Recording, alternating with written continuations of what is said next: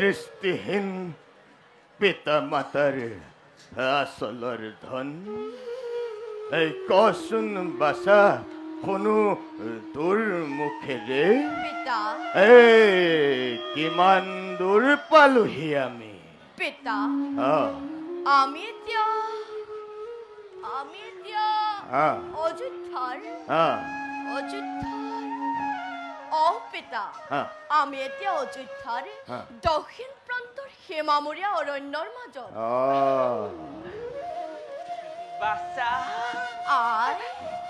বাছা সিন্ধু তই আমাৰ জীৱনৰ একমাত্ৰ সম্বল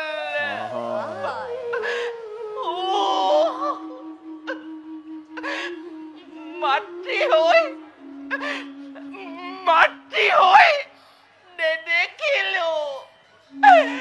নেদেখিলো মই নিজে পুত্ৰৰ মুখ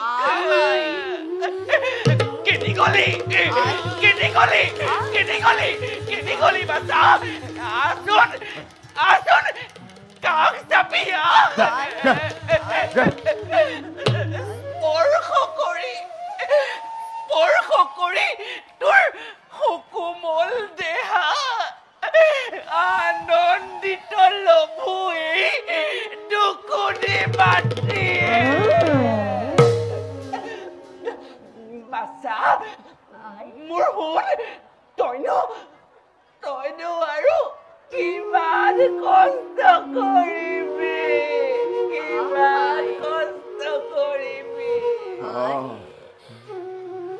সঁচা কথা আমি অপৰাধী তোৰ ওচৰত আমি তোৰ কলগ্ৰ হৈ তোক তোক যে কিমান শাস্তি দিছো বাছা কিমান শাস্তি দিছো নহয় পিতা নহয় আই তোমালোকে তেনেকৈ নকবা মোক পিতৃ মাতৃৰ চৰণ সেৱা কৰাই জানো পুত্ৰৰ একমাত্ৰ কৰ্তব্য নহয় তোমালোকৰ সেৱা কৰাটো মোৰ বাবে কিমান যে আনন্দৰ কথা সেই কথা তোমালোকক বুজাম কেনেকৈ বাচ্চা আই সেৱা কৰাৰো এটা বয়স আছে আই এই কোমল বয়সত তই যে কিমান কষ্ট কৰিছ আই এয়া আমি কেনেকৈ সহ্য কৰো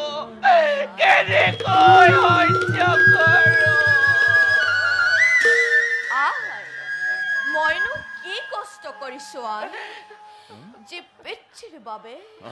এই বিনন্দীয় সৃষ্টি দেখিলো যে মাতৃয়ে 10 মাহ 10 দিনে গৰ্ভত ৰাখি বক্ষৰ অমৃতেৰে মোক ডাগৰ দীঘল কৰিলে তাৰ প্ৰতিদান জানো কোনো পুত্ৰই জীৱনত খুজিব পাৰিব বাচ্চা কেতিয়াও নোৱাৰে আই বাচ্চা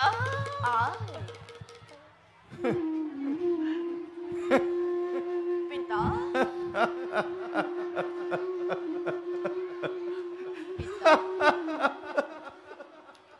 তই বৰ ডাঙৰ কথা কবলৈ শিকিলিও বাচ্চা এৰা জীৱনেই শিকাইছে তোক পিতা যি সময়ত তোৰ সমনীয়াই ধেমালি ৰং ৰহস্যৰে জীৱন উপভোগ কৰিছে সেই সময়ত তই আমাক জীয়াই ৰাখিবলৈ জীৱন সংগ্ৰাম কৰিছ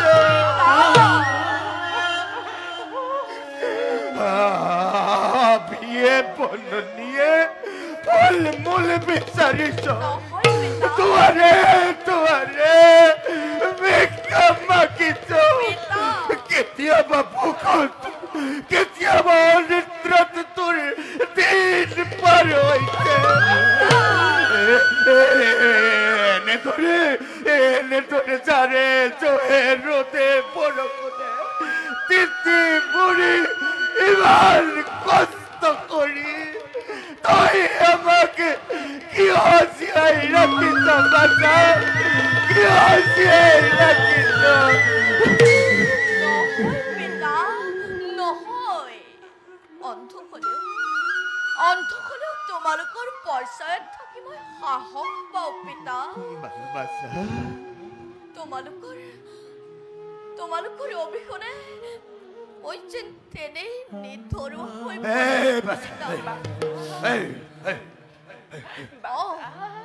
পিতা বাছা আই বাছা বুলি শুনো যেতিয়া এষাৰিমা খিয়ামুৰি হাত পৰি যায়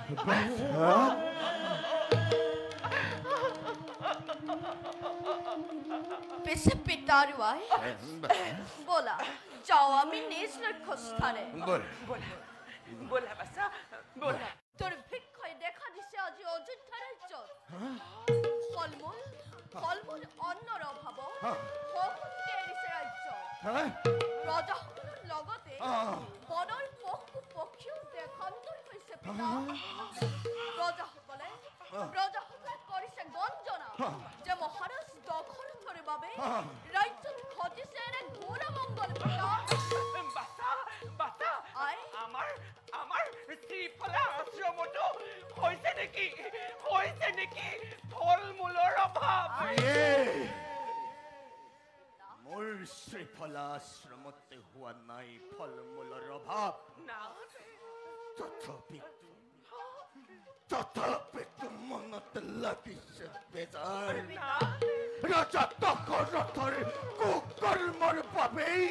শান্তিপ্ৰিয় ৰজাজনে আজি ভুগিছে নিকাৰ দশৰথ তোৰ জীৱন পবিত্ৰ ইক্ষ্বাকুকুলত জন্ম লৈ অপবিত্ৰ কৰিলি বংশ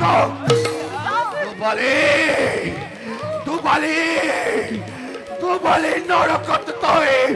অপৰিপুৰুষ তই ৰাজদণ্ড অৰ্তপ্ৰিয় কৰি আছ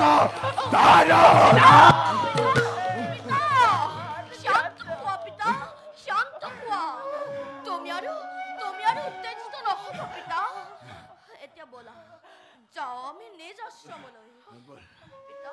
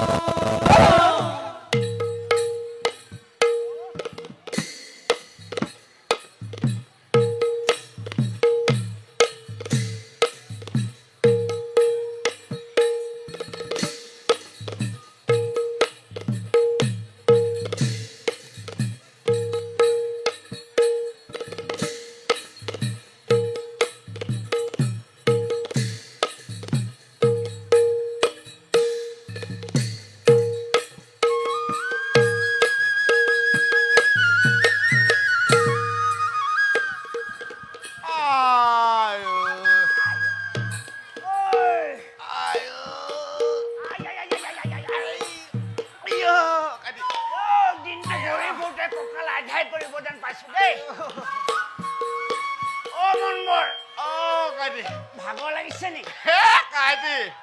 মই ভাগৰ লগা মানুহ নহয় নহয় মনবৰ কাইদিও এই মানুহজনী আৰু ল'ৰা ছোৱালী কেইটা দিহা লগালো বুজিছনে সেই যদি ইয়াত থাকিলেহেঁতেন আধিয়াই পৰিলেহেঁতেন এই গতিকে এতিয়া এই যি এপদ ঘৰত লাম লাকুটি আছে এই তাকে লৈ আমি পশ্চিম দিশত থকা এই মানুহখিনিৰ ওচৰলৈ যাওঁ বল কাইদি চকুৰ আগতে দিনবিলাক কেনেকৈ সলনি হল কাইদি কি অজ মহাৰাজৰ দিনত এই ঠাইত আমি কম ভোগ কৰিছিলো নে ভোগ কৰিছিলো তোক কৈছো না আমাৰ পুখুৰী মানে ইমান ডাঙৰ মাছ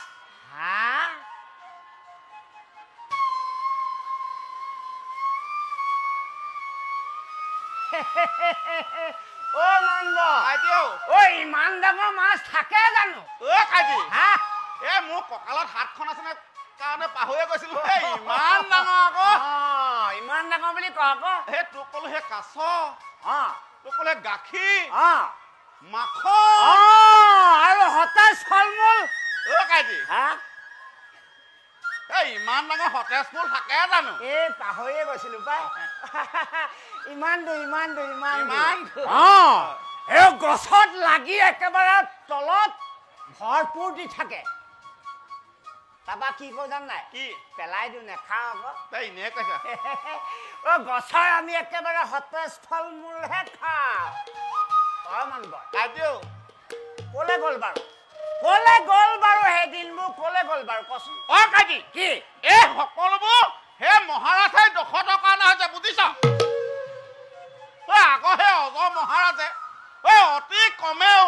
এই এমাহৰ 2 মাহৰ মূৰে মূৰে আহি এই প্ৰজাসকলৰ সুখ দুখৰ খবৰ এটা লয় সেই ওচৰ আপত্তিবিলাক সেই নিজ কাণে শুনে তোৰ অভাৱে হওক বা দুখী বিচাৰে হওক আইতে সমাধান এই জানলে প্ৰজা সুখ দুখৰ খবৰ বাদেই এই ৰাজ্যত কি ঘটিছে খবৰ এটা ল'বলৈ আহৰি নাই এই নিজৰ সেই ৰূপতী ৰাণী কেইজনীৰ লগতে ব্যস্ত কেনেবাকৈ শুনিব লাগিলে দুইটাকে আধ্যাইত পেলাই দিব এই তই মই ভয় কৰিছো বুলি আহিছ নেকি ময়ো ভয় কৰা বিধ নহয় আৰু তই ভয় নকওঁ সঁচাকে নকওঁ নে নকওঁ সেইদিনাখন যে তোক মহাৰাজে সেই ৰঙা চকুৱে চাইছিলে তই ইমান ভয় কৰিছিল নাই কৰা তোৰ চুইয়া তলাই নাহে কি কৈছিল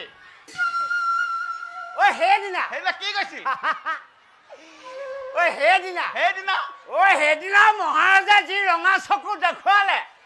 মোৰ চুইয়া তলে ঘাম পানী বৈছে নে সৰু পানী বৈছে মই মন কৰিবলৈ নহ'ল এতিয়া গম পালি তই কৈছ মই ভয় নকওঁ আৰু সেইকাৰণে কাটি বুজিছ নাই মই মহাৰাজ নাথাকিলেহে ভয় নকৰো থাকিলে মানে সেইকাৰণে মহাৰাজক খাব খুটিবলৈও পিণ্ড দিবলৈ আজিলৈকে সন্তানৰ মুখ দেখা নাই হয় কথাটো তই ঠিকেই কৈছ বুজিছ কথাটো তই ঠিকেই কৈছ কথা এটা নহয় এতিয়া কথা হ'ল এই আমি অযোধ্যাৰ এই ৰাজ্যত আমি গোটেই মানুহখিনি থৈ আহিছো ন তালৈ যাব লাগিব আৰু যদি আমি সময়মতে যদি উপস্থিত নহওঁ সেইবাৰ ভয়ত মৰিব বুজিছ বল সেইকাৰণে বল কি হ'ল খেলা বৰ নুদুকাটো হৈছ ঈশ্বৰে দিছে আমিও এনেকুৱা হৈছো কথা এটা সুধো বুলি ভাবিছিলো দেই তোক কি কথা হেৰি এনেই মানে তোৰ পৰিয়ালৰ সংখ্যাটো কিমান হ'লগৈ বাৰু হেৰি মানে মোৰ পৰিয়াল নদন বদন নহয় নদন ডাঙৰ নে বদন ডাঙৰ সেইটো নদন বদন নহয় কি মই পৰিয়াল আকৌ সেই আহল বহলকে চিন্তা কৰিছো নহয় হয় নি তোক কলো নহয় এজনী সেই কলা এজনী আনিলো কলা সেইজনী তিনিটা হাতলে গৈছিলো এবাৰ সেইজনীক আনিলো সেইজনী তিনিটা শেষত যেনিবা সেই ঘৰৰ ওচৰে এজনী এই নতুনকে হাবি ভাঙি খেতি আৰম্ভ কৰিছো নহয় এই খেতিত আৰম্ভ কৰি থাকোতে খুব পিয়া লাগিলে মই বোলো তাহাঁতৰ ঘৰলৈ গলো ঘৰত কোনোবা আছে নে কি কৈছে বুজিছ নে কাইটি গৈছো ৰব কাইটি পানী লৈ আহিছিলে নহয় পানী লৈ আহিছে তই খালি নাই সেই কাইটি কুকুৰ আকৌ কেনেকে কাইটি এনেকে আহিছে কাইটি কেনেকে এনেকে আহিছে কাইটি চা তাই আহিলে পানী গিলাচ লৈ কাইটি তাই মোক এনেকে দিলে কাইটি তাই মোৰ চকুলৈ চাইছে আৰু মই তাই চকুলৈ চাইছো তাৰপা কাইটি আকৌ এবাৰ তাই চাই আকৌ মই চাওঁ আকৌ তাই চাই মই চাওঁ আয় কাইটি এবাৰ চকুৱে চকুৱে কৈ পিনি যিটো গাজনি মাৰিলে কাইটি চা পালো এনেকে ধৰি লৈ আহিলো সেইজনী ভাগৰ আকৌ তিনিটা আধা আকৌ নহয় চাওঁতে তোতকে অলপ বেছি আৰু একুৰি কি ক কাইটি কিমান একুৰি তই কথাবিলাক বৰ আহল বহলকে চিন্তা কৰ মই ডাঙৰ নহয় জানো মই ডাঙৰটোৱে অকমান আহল বহলকে ভাবিবই লাগিব তই ভাবিলে ময়ো ভাবিম আকৌ সেইকাৰণে ভাবি আছ এই বেলি পৰিব হ'ল বল যাওঁগে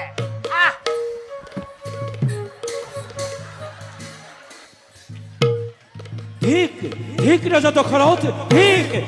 রাজা দখলত ঠিক রাজা দখলত ঠিক মন্ত্রী বল মহারাজ শুনিলে নে সাধারণ প্রজাই ধিক্কার দিছে মোক অপদার্থ পুরি চাৰিওফালে শুনো মাথো মই ধিক দখলত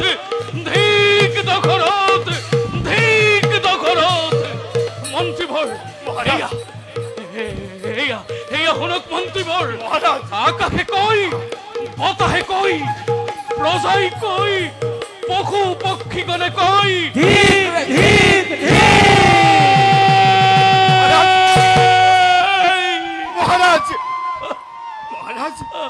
মহারাজ শান্ত হোক মহারাজ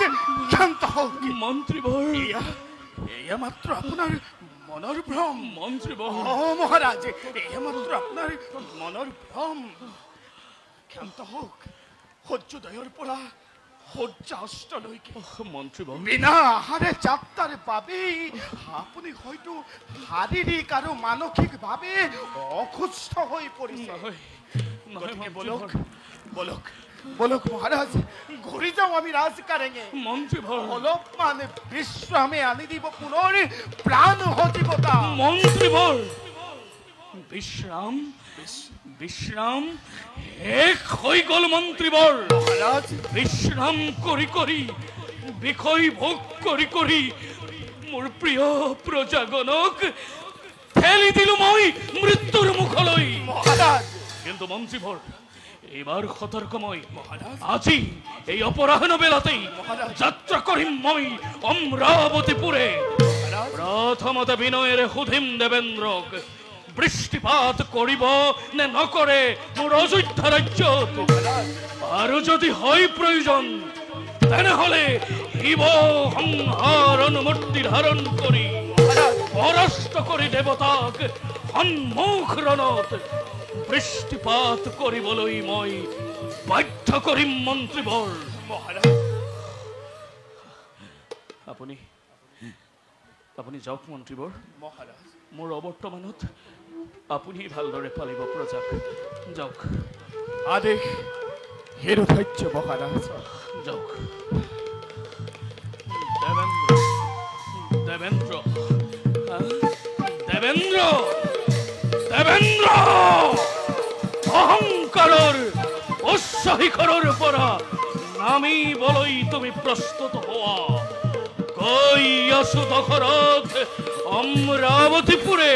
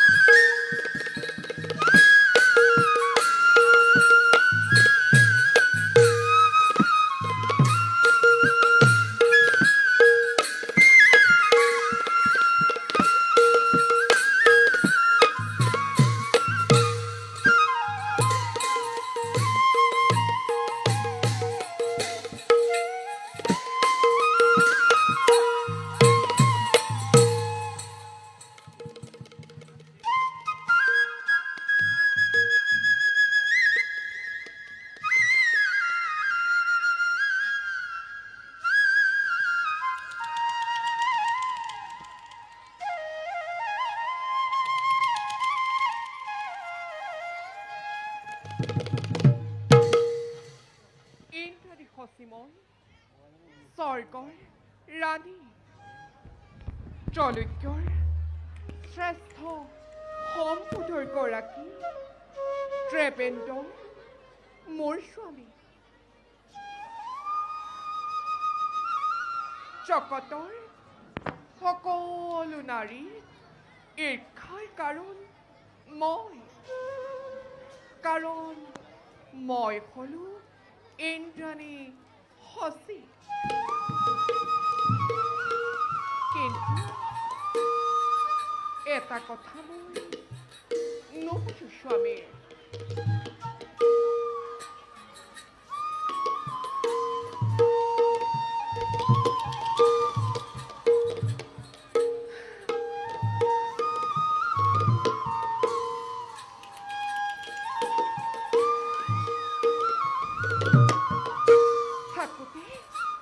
থাকোতে ইমান ৰূপৱতী সচি কিয় জানো স্বামী মোৰ অপেশ্বৰী যায় কাষ চাপি পুৰুষৰ একোকে নুবুজো মই অবলা নাৰীয়ে যাওঁ স্বামী মোৰ আহি পাব ৰাজসভাৰ পৰা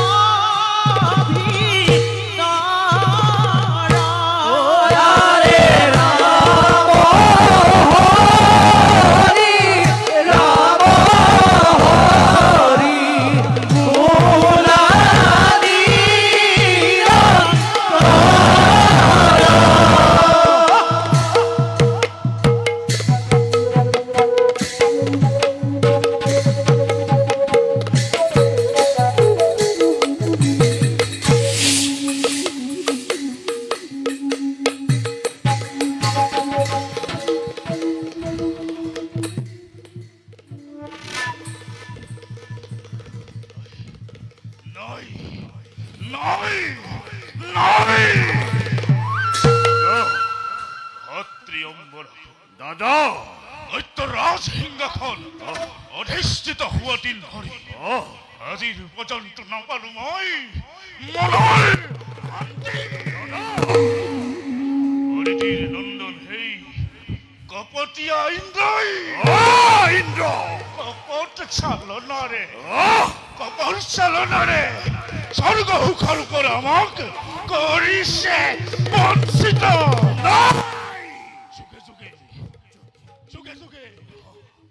যুগে কৰা প্ৰতাৰণাৰ নলৌ যদি ইয়াৰ যোগ্য প্ৰতিশোধ সাৰ্থকতা আছে জানো মোৰ ৰাজসিংহাসনত বহাৰ দাদা সঁচা কথা দাদা দৈত্যৰ ঔৰসে জন্ম ললো আমি দৈত্য কুলত সেয়েহে হিনবলেই নিজ বলি অনাৰ্য অনুভৱ বুলি চিৰকাল ঘৃণাই সেই স্বাৰ্থপৰ দেৱতাই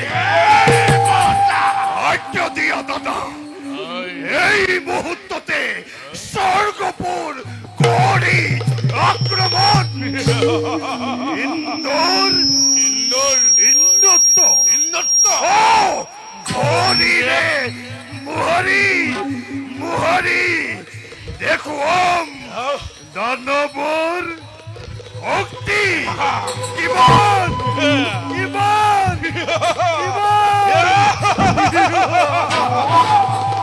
শান্ত হুয়া ভাই দাদা বিনা প্রস্তুতি যদি স্বর্গপুর করু আক্রমণ বিপর্যয় বিপর্যয় মিলিব ভাগ্য এই হে ভয় দাদা প্রশিক্ষিত করি রাখা মোর বিপুল সেনাবাহিনী মহাসমৰৰ বাবে মহাসমৰ ময়ো যাওঁ মহাদেৱ তুষ্ট কৰিবৰ হেতু তুষ্ট কৰি মহাদেৱ লভিল মই মনোমত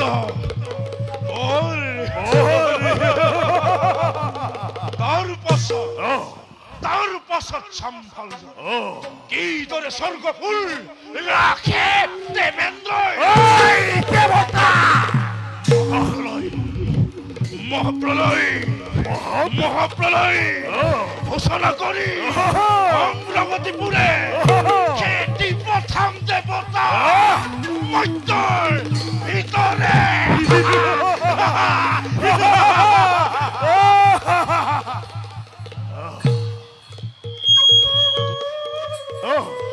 দৈত্যৰ বিজয়ৰ বিজয়ৰ ৰক্ত নিচা পৱনৰ লহৰে লহৰে উৰিব অমৰাৱতীপুৰে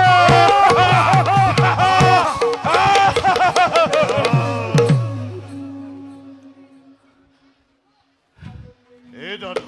হয় যদি যদি সেই ভগৱা শংকৰে এই আপোনাৰ যদি মনোমত ভৰ নকৰে প্ৰদান তেতিয়া এতিয়া এতিয়া ভাই দাদা এতিয়া আছে যত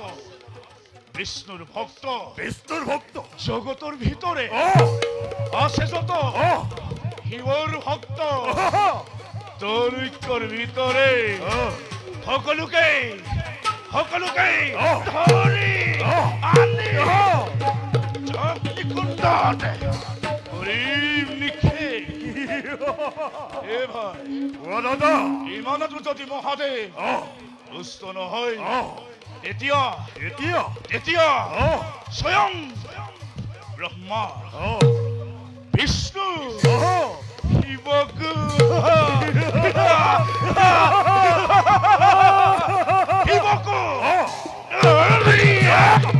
আমি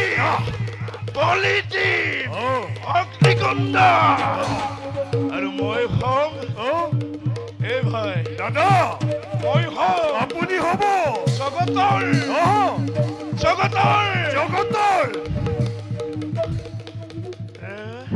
ঈশ্বৰ ঈশ্বৰ ঈশ্বৰ ঈশ্বৰ ঈশ্বৰ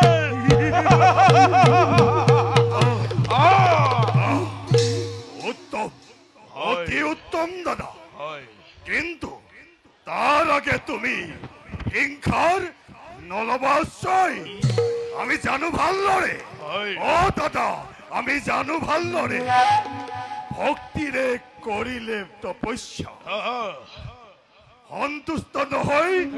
সেই ভগৱা শংকৰ গতিকে দাদা হয় যোৱা তুমি তপস্যাৰ হেতু বেশ আৰু ময়ো যাওঁ নিজ কৰ্তব্যত সমগ্ৰখন তুমি উচিত কথা কৈছা ভাই দাদা কালিলৈ প্ৰভাততে যাত্ৰা কৰিম মই শিৱ আৰাধনাৰ হেতু হৰ হৰ মহাদেৱ হৰ হৰ মহাদেৱ হৰ হৰ মহাদেৱ হৰ হৰ মহাদেৱ হৰ হৰ মহাদেৱ বলা ভাই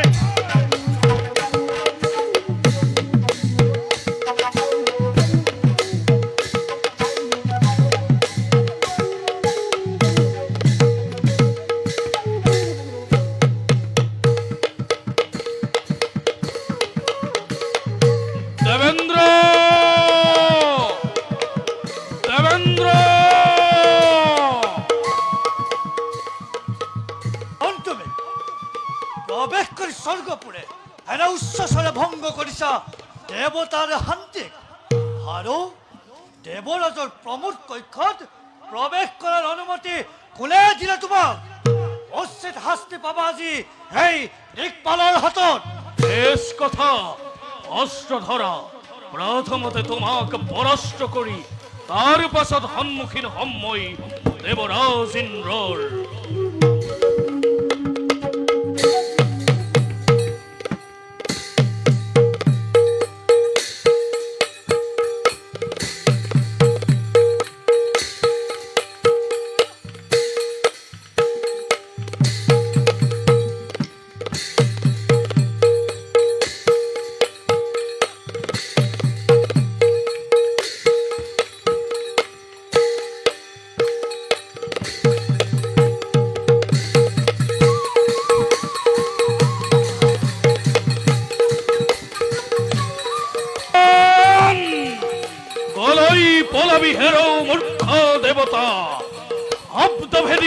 প্ৰহাৰ কৰি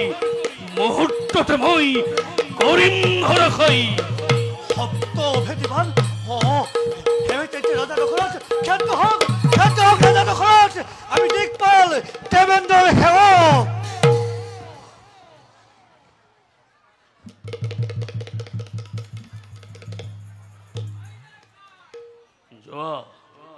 যোৱা দিকপাল কবা গৈ দেবেন্দ্ৰ ৰৈ আছে দশৰথ তেওঁৰ সাক্ষাতৰ ভাৱে। প্ৰলয়ৰ সংহাৰ মূৰ্তি ধৰি আহিছে দশৰথ, মুহূৰ্ততে চৰখাৰ কৰি দিব এই অমৰাৱতীপুৰ। অৱশ্যে জনাম দেবেন্দ্ৰক আপোনাৰ আগমনৰ বাতৰি। খন্তেক অপেক্ষা কৰক সৌ দেৱতাৰ অতিথিশালাত। অপেক্ষা বেশ, অপেক্ষা কৰিম মই, কিন্তু খন্তেকৰ বাবে কবা গৈ দেবেন্দ্ৰক ধৈৰ্যচ্যুতি নঘটাই যেন ৰজা দশৰথৰ। যাও শীঘ্ৰে দেবেন্দ্ৰক জনাও ৰাজা দশৰথৰ আগমনৰ বাতৰি। নহলে দশৰথ নামৰ এক প্ৰচণ্ড বিপৰ্যয়ৰ ধুমুহাই স্বৰ্গপুৰ কৰিব ধ্বংস। দেৱৰাজ দেৱৰাজ দেৱৰাজ।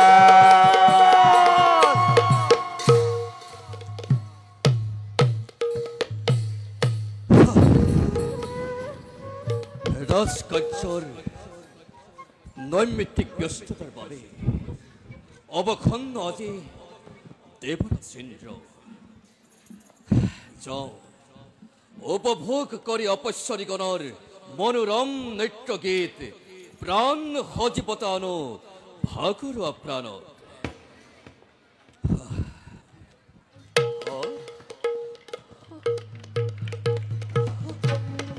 কিন্তু এয়া কি দিকপাল দিকপাল প্ৰণাম দেৱৰাজ। দিকপাল এয়া কি দিকপাল? দেৱৰাজ এই মূৰ্খৰ দৰে আচৰণ কৰিছা দিকপাল। অপৰাহ্ন বেলা হল উপস্থিত, অদ্যপি অপেশ্বৰী নহলে গন্ধৰ্বগণৰ নাই দেখা দেখি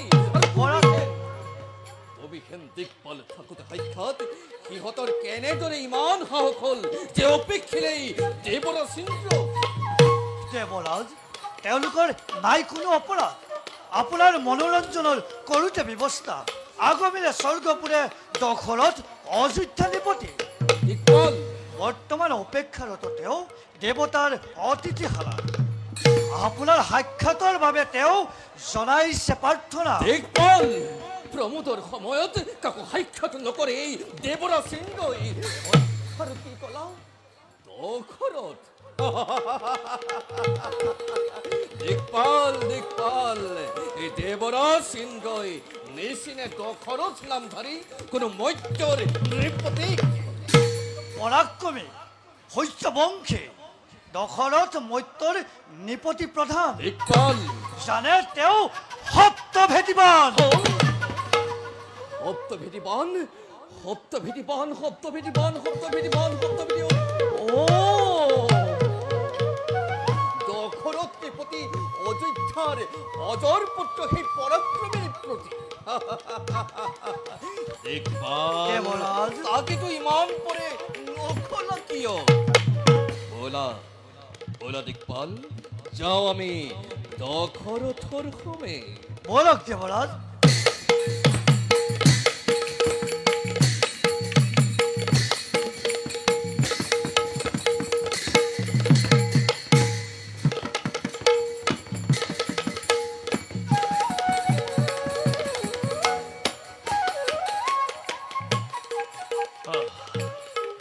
গ্ৰহণ কৰি দেবতাৰ আতিথ্য অহানাই এই দশৰথ স্বৰ্গত সুখ ভোগৰ বাবে মোক লাগে মোৰ ৰাজ্যৰ সমস্যাৰ সমাধান।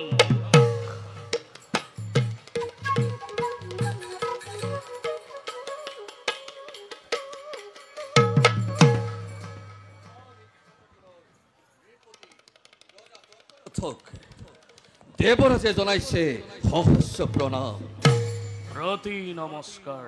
দেৱৰাজে কৰিব গ্ৰহণ। বাৰু কওকচোন আপোনাক দেৱৰাজে কিদৰে কৰিব সাহায্য? সাহায্য সাহায্য অনক দেৱৰাজ, দেৱতাৰ সাহায্য মোৰ নাই প্ৰয়োজন। মাত্ৰ আপুনি মোক কওক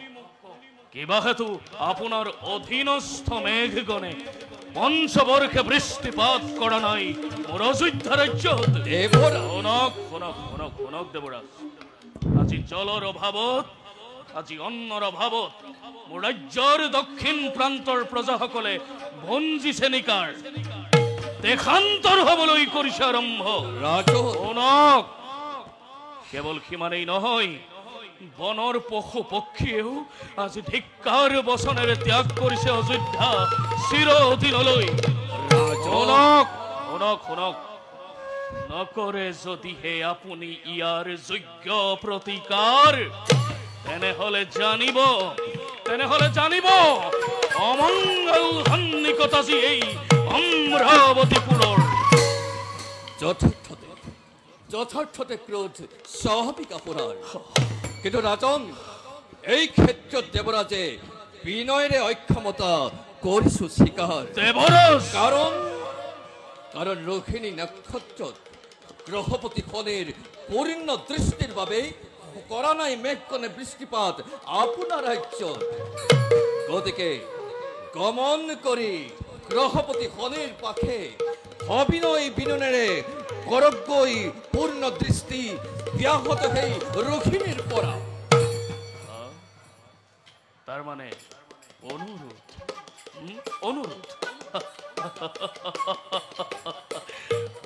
দেৱৰাজ,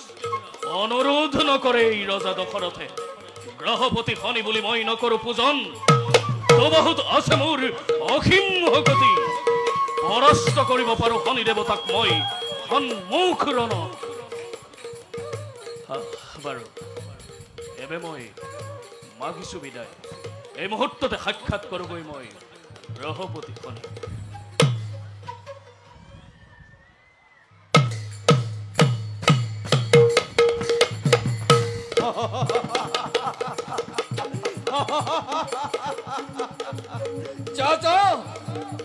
চাখেৰ উদ্ধত ৰাজন, গ্ৰহপতি শনিয়ে দিব তোক যোগ্য সম্ভাষণ। বলা দিকপাল দেৱৰাজ, যাও আমি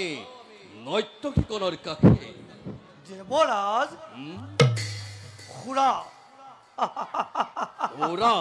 খুৰা যদি নাথাকে লগত আনন্দ লভিব জানো কেৱল অপেশ্বৰীৰ নৃত্য গীতত? দিকপাল